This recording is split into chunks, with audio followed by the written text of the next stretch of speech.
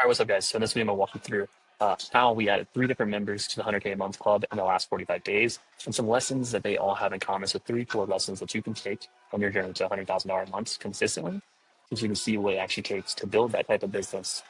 Whether you've done it once, whether you've been close, I'll show you in this document three major tips that will help you get over that hump where you can do it consistently. So look, here's what they all have in common. Number one is they're all using Facebook as their main marketing channel. Two, they all have an acquisitions manager. Three, they all follow a proven system with KPIs, processes, and systems in place. So I'm gonna walk you through each one, what they kind of mean, how the context relative to them works. But as far as for Facebook marketing, the basic stats they have is cost per deal is around $2,500. Average deal size is around 20K. So they're trading $2,500 on average for a deal that's worth about 20 grand. Obviously, if you're flipping, the deal's gonna be worth more. Or if you're in Ohio, where the price point's much lower, your deal could be worth less. Yes, I do know there's people in Ohio do $20,000 per deal, but just putting that out there as a side note. So Facebook clearly, as everyone knows, if you use Facebook, if you used YouTube, if you've used PPC, anything digital, there's pros and cons. But for Facebook specifically, the pros and cons is you need to have a process that converts leads that aren't 100% of the time in best locations, right? So look, this is not a direct mail channel. It's not cold call. It's not SMS. You're not able to target where the leads actually come from. You can only control who you actually get to speak with. So we can talk directly to pain. That means you get a foreclosure lead or a bankruptcy lead or a tax sale lead or something with real motivation in some secondary or tertiary market. You have to have a system built to convert that lead, right? So if you are getting leads in rural areas, I was actually just having a conversation with a guy who was in Level Up, and he was like, "Yeah, dude, like my biggest deals ever come from tertiary markets." And I was like, "Dude, honestly, saying like I've closed some big rips in other places," and that's because you have to underwrite these deals very aggressively in order to convert them. One other scenario, I was talking to another buddy who does a few hundred deals a year. His growth this year, he is at about a 35% year over year growth from last year. Again, he does about he'll probably do just under 5 million this year based on their conversations. The extra $1 million that he added to his business was from being able to convert what he called tier two leads or rural leads into deals. And so here's how we're doing it right now. So one is take these underwriting process very seriously, be very conservative. So if you have an ARV of 300, you need to adjust that. Obviously, you need to do some research and practice and test this, but somewhere between a 15 to 25% discount from ARV. So if you're adjusting it, it's gonna be 250. It can't be 300 for the ARV because you're in a rural area. You don't have any buyers, it's a lot slower. So you gotta adjust that down. Once we adjust that down, that allows us to do our normal process, take out normal repairs, normal profits, normal expenses in our calculator. Obviously, if you're doing novations, it's the same thing applies. Just change this with market value or as is value. It's 300. Just take off the difference, right? And adjust it down to where you think it'll sell unreasonably fast. That's how you're going to be able to get deals done. Um, will it always be a home run deal? No, but sometimes you find these tertiary markets that deals move quick in, right? I was just looking at an account yesterday, and there was a place. This is a complete offshoot little town, but there was like 30 sales in this small, tiny little thing in the last like 90 days, which for the amount of properties in this area, that's like 10% of the little location traded in the last 90 days, which is crazy. And it's just a hot market. It's like by a lake. People want to move there, whatever. And so, on the surface, it looks like a crap deal, but realistically, it's a hot area, or at least looked like it on the surface. I don't know how the deal's going to come out. I literally looked at the lead yesterday, and we were going through a lead quality report with them yesterday. But at this point, if you're able to lock it up low like that, it potentially makes it worth your time, right? So, like I said here, we closed a couple deals just last month from the process, and it added an extra 30K to the bottom line. So it's important to do this because if you run a digital channel at all, you need to be able to convert those offshooters into profit. So look, I'll give you an example of what these calculators look like. This is our Novation wholesale calculator. So basically think of it as like your as is property. You're going to buy it and just put it right back on the MLS and not do too much work, not do like a full reno, but just, something light and cosmetic. We're going to have our market price, which is what we're going to try to sell it for. We're going to have a target profit and no access target profit, meaning we're going to buy it. So access meaning it's MLS, Novation strategy. No access meaning it's a cash purchase. We're going to take out all the fees, but you can see right here, we put in percent of market value. 90% because this is in the metro area, this normal area. What we're doing is our basic underwriting process in the current market environment, just to make sure that we have room to get these deals done quickly. And if you put in your repairs, your interest, months held, if you're going to be holding it, usually it's 3 months hold, and then put in your interest cost, and then that spits out your first offer max, your no access MAO, which is like a wholesale cash offer type deal, and then MLS. If you like the ARV process, this is the ARV process we use. You can see that we have our ARV We put our percent discount to ARV, which is a future ARV, like what we're actually going on, all of our expenses, rehab cost. We change that, of course, and then our profit margins that we want to make. And yeah, that's basically saying that uh, the flipper's gonna make 35K. You're gonna make 25K. So what's that? 50K in the deal? No, sorry, 60K in the deal. Projected sales price is 217. If you're going to do cash, your MAO, your first offer MAO, how long of a flip process is it going to be? So this calculator makes it really easy. Where me as a acquisitions rep, I can put in the ARV number. Once I calculated it, I can make sure the rehab costs in there. I can change my profit if I want, but I always leave it the same. And I can basically just change my rehab number and my ARV, and then boom, we're rocking and rolling. This allows, if you're doing a one call close process, I like having this conversation today too. Like, how do you do a one call close process? Well, someone's got to just give the ARV or the market value to the sales rep when the lead's created. That way, when we call them, get on the phone with them, we already have the numbers in there. They have to just come up with the repairs. So, what's ARV? We can come up with the repairs on the call by talking to the seller, and then we just pop it into the calculator, and there we go. Boom, 2 seconds. We can do one call close, no problem. So, if you're not doing that, just take a note of that. Cool. Uh, if you don't have a calculator, you just need a calculator. Acquisitions manager. So, like I said, everyone has an acquisition manager in their business who's doing 100K a month, and this is ultimately the crux of the business: finding great salespeople. Now, look, can you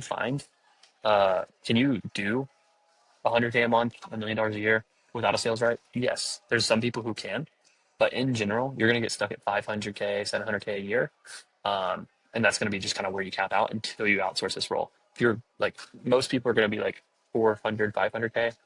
The best people will be like 700K, and then people who only flip, like who've been doing it for a long time, will be around a million. But 99% of the people who are watching this do not have the ability to do 20, $50,000 flips a year. So you're not going to do $1 million. And so this is the crux to getting past that, right? So, like I said, is the real crux from going from 500K a year to 2 million is getting two great sales guys on the team. And that's not an easy task.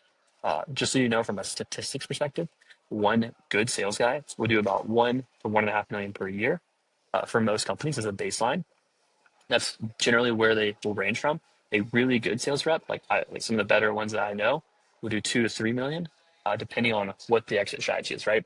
If your deal size is 10K, you can only just do so many deals in a month. Like, a good sales rep is going to do like 6, maybe 8 deals, maybe 10 in his highest month, and that's just going to be like where they cap. But it's going to be an average of 6 to 8 per sales guy, and that's just the way that it works. So it's all depending on your deal size, how much revenue they can drive. That's why it's the most important thing you can focus on. Now, hiring a salesperson is pretty dependent on your process, right? And I always say selection solves 80% of all the hiring problems that you have with your sales team. Accountability leadership solves the other 20%. So we focus a lot on our hiring process, our onboarding process, so we can pick the right people in the hiring process and filter out the ones that fit our culture, fit our core values, et cetera. And then we have a really dialed in onboarding process. We map out the first 30 days of someone's tenure with us. And that way we know within like a couple of days if we're going to fire them or not. Like, I fire people on the first day. Like, an example, I see a lot of people would not probably do this, but I think it's huge. So I hired it's actually an appointment center. I gave them an onboarding with Loom videos everywhere, and they were supposed to start, like, let's just say 9 a.m. Eastern, for example. They get on 9 o'clock, talk to them in the morning, give them the instructions. Cool, 9:15, we're off the call. I looked at my Loom reports because I can see what videos had been watched and what hadn't, and I never got a notification that this guy was watching them. So I texted him like 11 o'clock. I said, "Hey man, how's it going watching the videos?" He didn't text me back till 1 o'clock and said, "Hey, I just got back from the gym. I'm going to work on it when I get back." And I said, "Hey, don't worry about it. You're fired." And then I just offboarded him. Not worth my time. He's not going to take it serious. I'm not going to take it serious. I'm not going to take him serious. And I'll find someone else who will. And so that's the level of no fucks given, basically, for lack of a better word, that I have whenever I onboard someone new. So if someone's like, BSing you in the first week, just fire them. Like, it's not worth it. Tell them, like, hey, this is not, you don't do this here. And if you want to be a part of the team, like, don't do it. Otherwise, like, let them go. It's just not worth it. If the first day, the first week of someone being on your team is the best you're gonna get, and if that's not very good, then it's not gonna work out, and that's okay. So making sure that your onboarding process takes that and makes it very evident of what they're going to do. And I'll give you guys another nugget. So if you have other people in your teams, onboard your people and have them meet with other people in your team that you trust. So example, you have multiple sales reps or just multiple people on your team who you really trust. Like, they're good, their culture fits. have them work together with this new guy, talk to him, train him up on like, what they're doing and really get a feel for it. Because that person who you trust is going to get a different side of your employee that you just hired. So the person you just hired, when they talk to you, they're not going to like really bad mouth anything. They're not going to tell you how you really feel. Because like you're their boss, you pay them. Now, what they will do is they'll let that other person know how they really feel, and they'll be their real self with that person. And so by doing this, I've found very quickly multiple people are just like, yeah, this bad culture fit. Again, talk about it, fire them, get rid of them. The difference is that person who you trust, you have to let them know that they're there to find out if this person's a culture fit and a value fit for the company, and actually a high performer is going to fit in. And then they'll give you the feedback that you need, and you can go let people go. That's just one nugget of many things that we do. Um, there's an accountability process, management process that we have that allow us to basically keep people on track to KPI, manage them, train them effectively, so that this creates consistent months, right? Because what creates up and down months is inconsistent action on your sales team. So we got to make sure we iron that out with our accountability and management process. Uh, at the end of the day, if you can't hire a salesperson and your goal is to make millions of dollars, just go ahead and settle in and make 500K a year in revenue, and just always be on the rat race and trying to get out of that. Because if you can't fix that problem, you're never going to make it to the next level. That's just the truth. If you can't figure it out and you can't level up as a leader and as a business owner, yeah, you're just going to be stuck. So you should really invest the time and energy into solving it if it's something that you want to solve. Proven systems. All right, so let's go through some of the proven systems. I'm not going to give you guys every system because it would be here all day.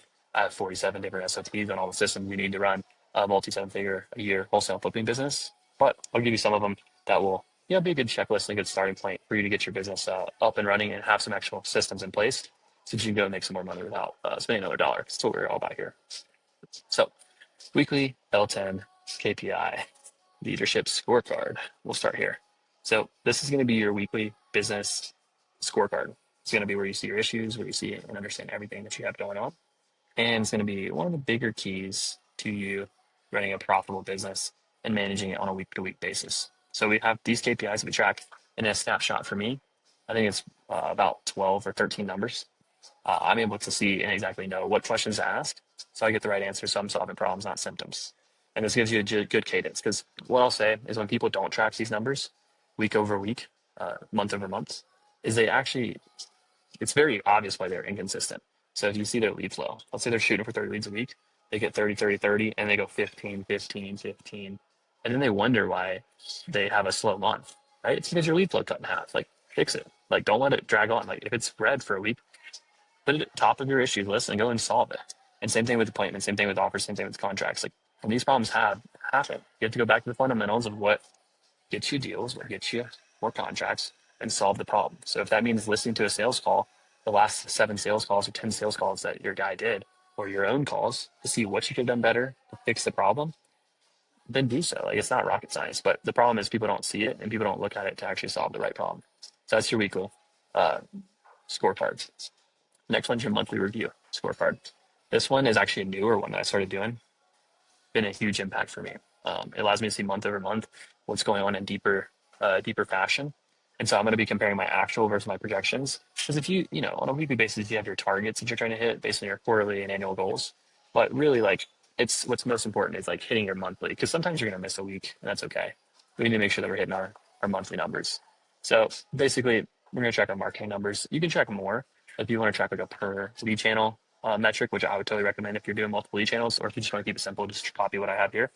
So you have your marketing spend, your leads, your cost per leads, qualified, cost per qualified lead, your sales metrics, all your sales metrics, the important ones, your revenue metrics, all your important ones, and it's also going to give you stats that you can see month over month. That's going to really like allow you to elevate your business, and most importantly, from your projections, your actuals, and this is going to be where you actually learn, right? So you can actually draw conclusions for what you did wrong, and then create a monthly plan to implement and make sure that you do better next month. Same thing for Dispo. Same thing for your expenses. If you're not looking at this on a monthly basis, your expenses, your net profit, your cash flows, uh, your dispo activities, your sales activities, then what are you doing? Like, you're not able to run with clarity. And I wasn't doing this for a long time. But since I did this as a game changer, and me being able to consistently produce results month over month, because we're hitting the same leading indicators month over month, and we're getting better in our process month over month. So, huge thing. Quarterly planning. Quarterly planning. Quarterly planning is a very important foundational business activity. Uh, and by having the cadence of weekly reviews, having the cadence of monthly reviews, this keeps your quarterly on track. Because I find that 3 months of planning can be pretty overwhelming and you lose sight of it very easily. That's why you got to look at it on a weekly basis and a monthly basis to keep you on track. Because otherwise, like these things will slip through the cracks. So if you haven't read the book Traction, I recommend reading the book Traction, um, and or working with someone like myself who can implement this operating system for you, because this stuff all looks like mumbo jumbo, and it's tools and it's resources. And one, knowing what the data means is one thing, but two, knowing how to use the data and how to use it to make more money is the most important piece. And that's what we help clients with. And that's what we've spent years and years and years perfecting through each part of the business in this industry, right? And so if you want to do the business review, the quarterly planning review, we're basically going to go through what's working in each industry or each department, excuse me, of the business, what's not working. And then we're going to create an issues list to solve the things that aren't working, and then we're going to take the things that are working and we're going to evolve the process accordingly, right? So this is really to look into the business. If you have department heads, this is great to use and to get their feedback of like, why is it working? And the reason I like this one so much is because most of the time things are working and no one ever takes a second to look at like, oh, why did this work so well, right? It's such a simple thought, but no one like I hardly ever before I started doing this hardly ever asked myself like, why does this work? And until I started thinking about why does this work, or why is it working more right now than it has in the past, I never really was able to evolve the process to the same degree. And so by doing this, I was able to actually make more consistency and actually raise the floor of my minimum acceptable, deal flow, appointment flow, revenue, and profit flow each month. And then by having that, what's not working, we can fix it and plug the leaks in the bucket. Then we plan for a quarterly 90-day plan. We create measurables, quarterly themes, rocks. Rocks are basically things. So measurables are like the numbers you have to hit to mathematically make the amount of money you want to make. Rocks are things that qualitatively, sometimes quantitatively, fix the business for the future, for not this quarter, but for next quarter and for the rest of the year. This doc is clearly much longer. There's a lot more stuff in it, but it's giving you guys a snapshot of some of the parts that you can go and implement. All these SOPs are for private clients, but yeah, just giving you guys some sneak peeks of what it actually looks like, so you can go and take some nuggets and implement it yourself. Just to prove that does work. SOPs for onboarding. All right, you're going to go to 100K a month, and you don't have an SOP. You are going to have a lot of deficiency when you bring someone onto your team. So, what's an SOP? SOP is a standard operating procedure. Basically, that just means how do you do the job that we're talking about doing. So we need one for an appointment center, which could be a lead manager, a follow-up specialist, an acquisition manager, dispo manager. Those are the main roles to start with for this range. Definitely appointment center, definitely acquisition manager, to make sure that you're onboarding them correctly and getting them all the information that they need. That just starts with your training expectations, which are going to be your daily expectations that have to happen as in this case, a lead manager. 14, 30, 60, 90 days, and then monthly expectations after the fact. Like, what is your monthly expectation? And then we map out the onboarding, which, in our whole document we have for what the first 30 days look like of onboarding this person. So what do the first 7 days look like? What do the next 7 to 14 days look like? And what do 14 to 30 look like? And what do 30 plus look like? How do we manage those people and ramp them up? What's acceptable for a person to do in that time period? What kind of behavior should they have, etc. And that takes care of really a lot of things. And like I said, where you can hire slow, fire fast, this allows you to fire fast because and also train people up fast where they're performing quicker. And once you do this with one person and you film all the trainings and stuff, you never have to do it again, or not never. You have to do it less frequently. And the next person you hire, it takes a fraction of time to onboard them and to ramp them up to speed because you've already trained someone.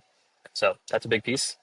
If you're doing 100K a month, you need a clear accountability chart because you're now having people who are doing different roles and responsibilities in the organization. And for me, if you're a high achiever, right? And you're wearing all the hats in the business, which most of you guys who are trying to grow, you're in making money, you're wearing all the hats in the business. So you got to determine who's the CEO, who's the COO, or if that's you for both of them, that's great. You got to determine who's the director of marketing, who's the director of lead management, who's the director of acquisitions, director of dispo, director of title, that director of finance, right? Who runs and who's responsible for these departments. Because if two people are responsible, then no one's actually accountable for any of the results, right? So it's very important to decide who is the person doing accountable for the role. And as you delegate, your name is in less boxes. So you can see that here, but make sure you have one of these because that also, and I'll give you the real reason for why it matters. because then everyone knows in the organization what they're responsible for. Most people just kind of float around. They don't really know who does what. They don't know who to ask. And so having this and going through it with everyone is very important because it gets clear roles and responsibilities and accountability for the entire organization, breeding, individual autonomy and an action where you don't have to worry and hold people accountable. So, anyways, let's move on. Monthly profit and loss. So this needs to be clear. This needs to be simple. And this needs to be usable. The number of people who don't track their profit and loss monthly blows my mind. It's literally $300 a month, 250, maybe 300, maybe 400 if you have more transactions and more clips. It's pretty simple, but by doing your financials monthly, you actually know what the hell you're spending money on, and you know how to cut costs. Like last month when I did my P&L statement review, which it's the 7th of the month, I did it on the 3rd because my P&L is done by the 3rd, so I know exactly how much money I made by the 3rd of the month and how much I spent, and what my take-home income was.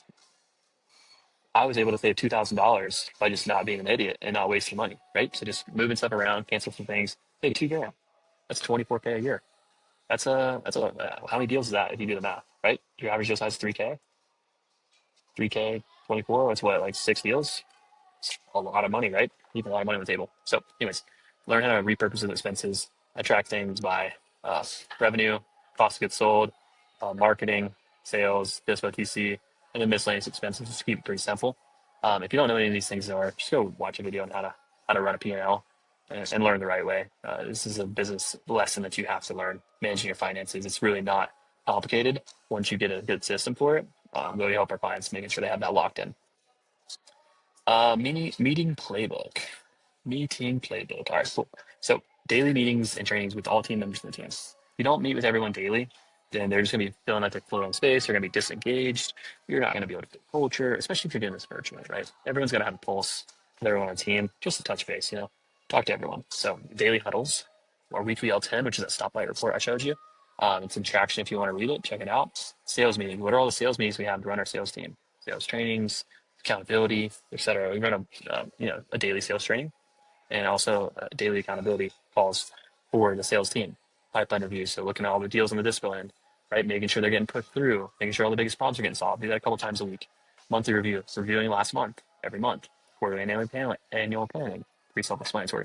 And there's more miscellaneous meetings that might happen, but these are the ones that are reoccurring all the time for everyone, no matter what. And then next is all roles must have one metric. So what does that mean? Everyone needs a North Star. So a contract is the North Star for an acquisitions manager. An appointment is a North Star for an appointment setter. A deal sold to a buyer is a North Star for a dispo person. A deal closed is a North Star for ATC, right? All these different little numbers are metrics for each role. It gets more and more complicated as you get to a support player, because an admin role, it gets more and more complicated. But you just got to think about what is that person doing and how do they contribute to revenue. So asking everyone in your team, like, hey, how do you make money for the company? And then whatever that biggest task they do, that they make company for the money or money for the company, that's their North Star. And you need to assign a number to it. So this is an example right here that you see of a weekly scorecard for an acquisitions guy. Essentially, that what they have to do to get green days or red days. And so essentially the concept is how you basically keep people on track to know if they're hitting the minimum standard or not. To have a green day, you need a contract. You need 3 offers, or for each offer you miss, you need 20 outbound calls per offer. And that just gives you the flexibility to basically keep people on track, making sure they're hitting the activities they need, but also getting the result they need as well. And the last one, the last piece is a good CRM. So a good CRM, what is a good CRM? A good CRM automatically tracks KPIs, has automations to follow up the leads automatically, has very clear lead buckets that don't let leads fall through the cracks. So your team has a very simple workflow. It has accountability lists, so you as a manager can go in and look and see how's the team doing on the missed tasks or the missed, leads that were mishandled or whatnot. And of course, it has more. But phone systems integrated, text systems integrated, the ability to get out phone calls, customization, etc. Is an example of like a dashboard, like what it looks like. New leads, net leads, appointments complete, offers, contracts signed, total calls, total outgoing calls, etc. The point is, you need a system that tracks everything. We use HQ Flow. Personally, it's a good CRM, and it automatically does all this stuff out of the box. And it's a lot more affordable than a lot of the other CRMs, HQ Flow. So, cool. I know this is pretty deep, and you probably have a million notes and things that you need to go and do. The thing I'll say is if you don't know where to start, just book a call with my team. We can literally tell you exactly what you need to do to go make more money. The links in the bio, on my Instagram, on my YouTube, and below this video, wherever that might be. But if you're looking to actually implement something right now, and you're like, hey, I'm not looking to work with anyone. I just want to take this game and go make more money for free first, which totally you totally should implement one thing. Just pick the one biggest thing that you got to do and just knock it off one at a time. It's the way you have to do it. And if you're not sure where to start, book a call with us. We'll help you out. Because look, this is a lot of stuff, and that's okay. Because growing a business in seven figures a year, again, it nets you more than the top 1% of earners in the United States. That's hard. The top 1% make 400K a year. So to make more than that as take home income, it's gonna be fucking hard. That's just the truth. So that's why I have 47 different SOPs on how to scale to 100K a month. From again, this is my journey that I've taken, but also things I've learned from my clients, best practices I have from them. And yeah, so without further ado, if you need access to any more of this stuff or want it, book a call with me. We can talk about how we can help and go from there. Peace.